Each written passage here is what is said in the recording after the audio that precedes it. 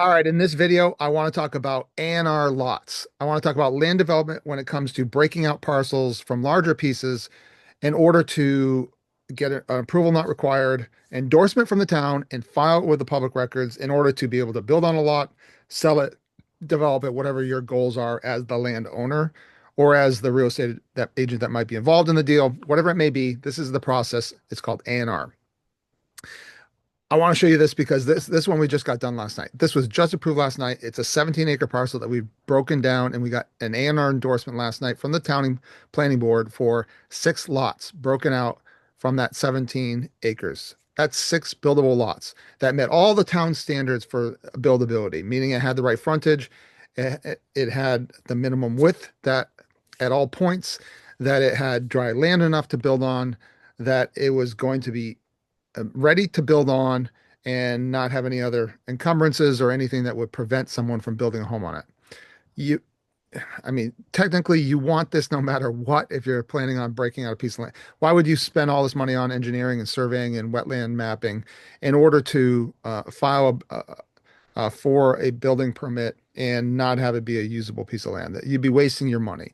So the checks and balances that go into this are first hiring an engineer and a surveyor and wetland engineer to check out the property if it looks like there's some wetlands on the property and start to flag the wetlands, start to survey the property and put some dimensional standards on there to show that when you submit this to the town under the Form A submission, that you have met all the requirements, that the drawing has everything that they're requesting on it, and so that the town planning board can review it and either make comments or approve it, or in some cases maybe deny. But if you've gotten that far, I would hope that your engineer won't be setting you up for failure and didn't waste your money.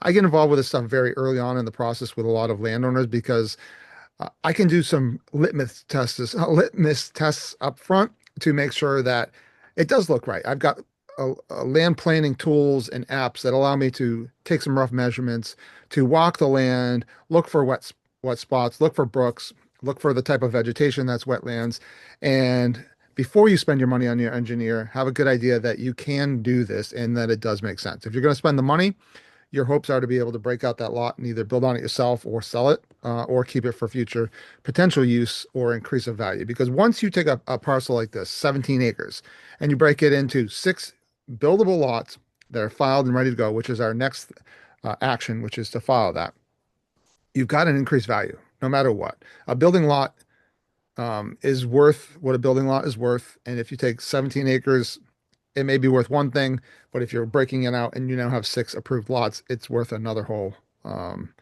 being. You're increasing the value of your property by simply investing in the engineering and the surveying and everything and filing this with the town, getting it endorsed by the town and filing it with the public records. So what goes into that? First, you have to know, when I'm checking out a piece of land, first thing I'm looking at is the zoning dimensions. You want to look and see what zoning it's in. There's zoning maps. You can sometimes see information on the GIS survey, what zone it's in. But I always look at the zoning maps as well to make sure that a parcel isn't breaking through 2 different types of zoning. And so I really get a lay of the land on what is going on. What does the parcel look like? You can look that up in GIS. I use an app called Land Glide, which costs me money every month, but I use it every single day because I can take out rough measurements while I'm on a property and see if it makes sense for an owner to do something like this. So in this town where we were working in Spencer, this property fell into the RR zoning, which is 60,000 square feet, which is a little over, if you don't know the top of your hand, an acre is 43,560 square feet. And the area minimum for this town is it's about 1.3, 1.35, somewhere there. I didn't do the calculation before I did this video, but it's somewhere around 1.3 acres. It has to have a minimum of 200 feet of frontage. That means along the street from lot line to lot line has to have 200 feet of frontage on a public road. Minimum width on that lot at any point. So if your lot goes inwards, it can't get narrower than 100 feet in width. Also, the minimum setback, the front setback, and the setback is basically you can't get any closer to this to the road in order to build your house. So you can't build a house any closer than 55 feet to the road, and On the side and rear, it's 25 feet. So you can't get closer than 25 feet to the lot line on either side, on left or right or back. So those are the things we're working with when we're looking at the snapshot of what can be done on a property. If I go back to our A&R plan, you can actually see where our surveyor and our engineer put in the setbacks here. So that's the first thing we want to see is like, is there enough width here? Is there enough area? You can see because there was an existing house here, we jogged the lot lines around that house in order to give us enough separation. As you can see, the corner of the house falls right on the line of the setback. So we purposely did that in a fashion so that we still have this lot and we still have our setbacks in place. This is this is 165 feet, so it's greater than the minimum. They want to see that. And they want to see kind of a layout of any wetlands. You can see the wetland mapping here. So we don't have really much wetland to contend with, just the 100-foot buffer zone, meaning you can't get any closer without increased construction control and everything else like that. That's our 100-foot buffer zone.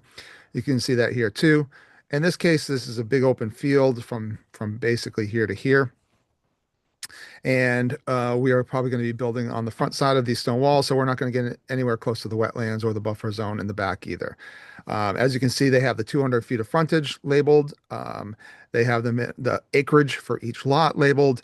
And there's a lot of those things that come into play from basically prior to submission. Your engineer should know this stuff already.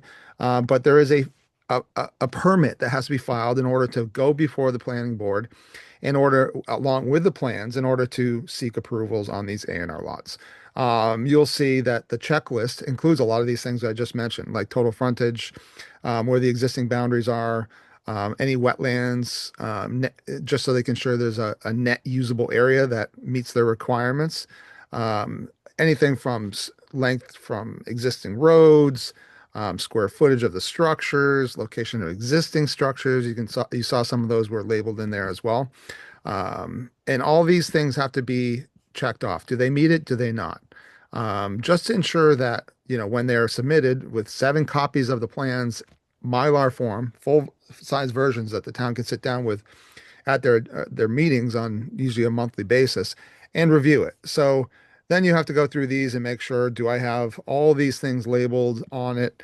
The engineer goes through that and puts the map together in order to submit it for processing. So that's really the process. We didn't make it through the first meeting. They had some notes. They had some requests for changes on some labeling.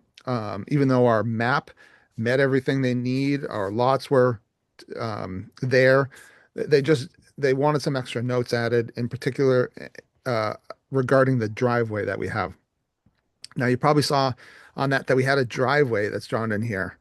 So right now, these are A&R lots, and the existing house that was on this property, it had a driveway through the middle of the entire property. Our next steps will be to go for a special permit for a common driveway. In this town, they do have a common driveway specification that allows you to submit an application for approval for a common driveway. And it allows towns to keep basically the look of the town. So imagine this, in this scenario, this from here to the road is all woods. On the left side, it's all woods. And just in the middle, it's a big open field. And this driveway comes up through the open field right now. This house we're currently renovating as well.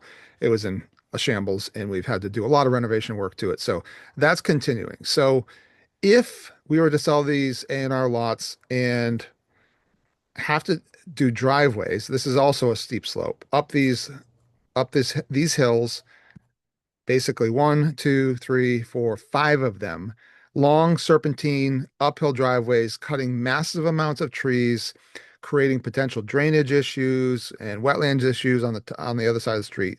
This is why towns create these specs sometimes for common driveways, in order to keep the look of the town, to minimize tree cutting, to prevent road hazards, traffic hazards, etc.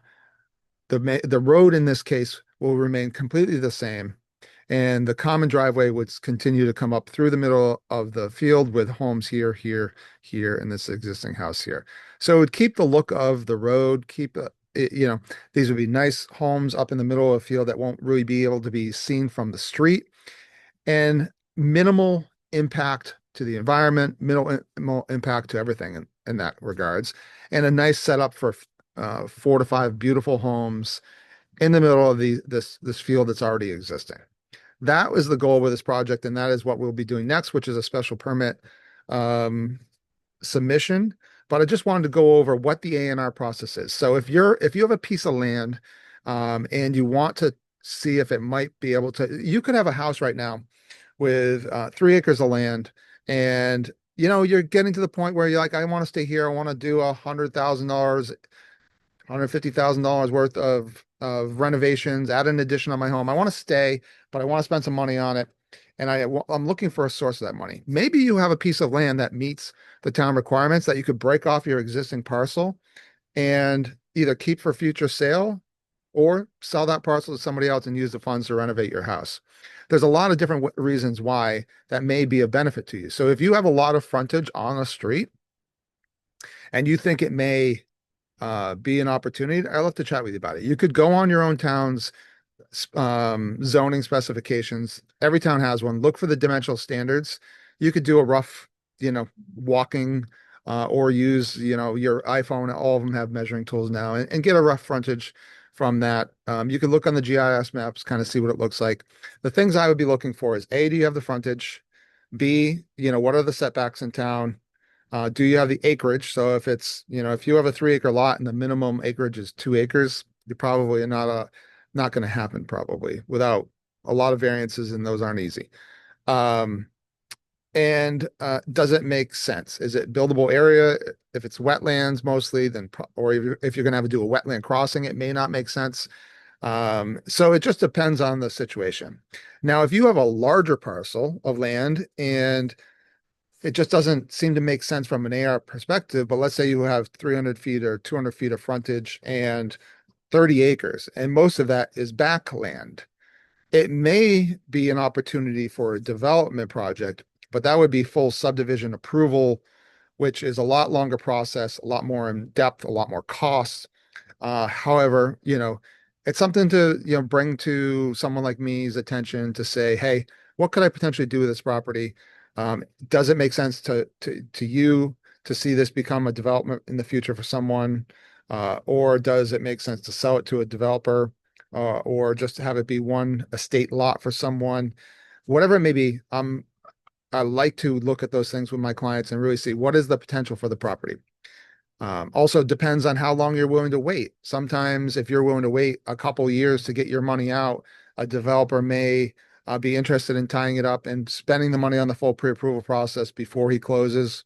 It gets more money in your pocket in the end because you're sharing the risk of time and money. If you ask the developer to buy your parcel up front and then spend 2 years engineering it to get to his approvals, the price is going to be less. I can promise you that. But if you're willing to wait and give the builder some time to put and the developer to put some time into the engineering and approvals, then you could experience a much higher sale price potential. And maybe even in some cases work out a deal where it's a per lot sale price. If you get 20 lots, it's this. If you get 25 lots, it's this. If you get 15 lots, it's this. So that there's some shared risk in what is going to be approved by the town. So when it comes to land, start doing your research, talk to someone like myself that's got a lot of experience in this stuff, and and see what you might be able to do. They're not making land anymore, and land is valuable. And there's a lot of land still out there that's kind of hidden treasure. And maybe you have one of them, or maybe you know one of them. Give me a call anytime. My name is Tracy Barber, 978-400-1617. Feel free to call me, text me anytime, or find me on social media.